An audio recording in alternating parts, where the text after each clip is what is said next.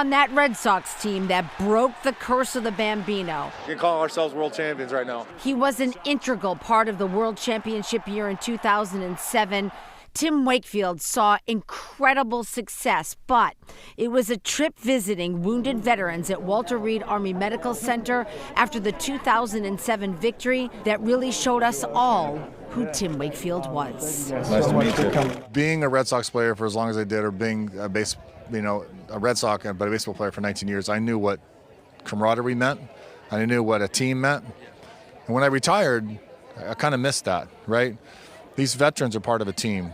They're part of a unit, part of a family. When they're overseas and we put them in harm's way, when they come home, there's not a team anymore.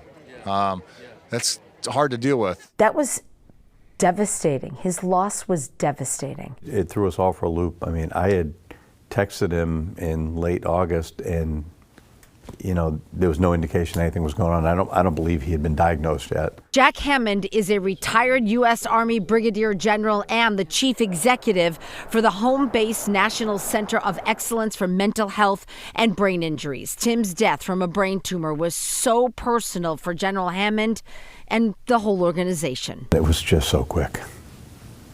It was so quick. Tim was the honorary chairman of Home Base. He was kind of the heart of our whole fitness program. We built an entire fitness program on just bringing veterans back together for workouts so they could reconnect. Becca Salwasser is the executive director of the Red Sox Foundation, and she had a front row seat to Tim's passion for Home Base. The run to Home Base this year was such a perfect example of who Tim was. He was one of the first people there before the race even started at 6 in the morning to ensure that his presence was felt and that he could leverage his celebrity and his legacy to encourage and thank and just be present for all the veterans and their families and active duty members that were there that day. Tim was so moved by Home Base and what they do, he helped establish a home base in Florida, his home state. I think this is a program that needs to be in every single state. It really does save lives. He's such a hero to so many people, not so much for the baseball, but because of all the good he does. He just was one of a kind.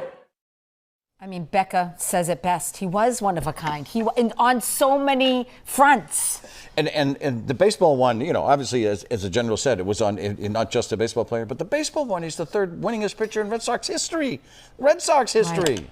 Amazing. Behind Clemens and Cy Young. And an amazing human being and all that he did for Home Base.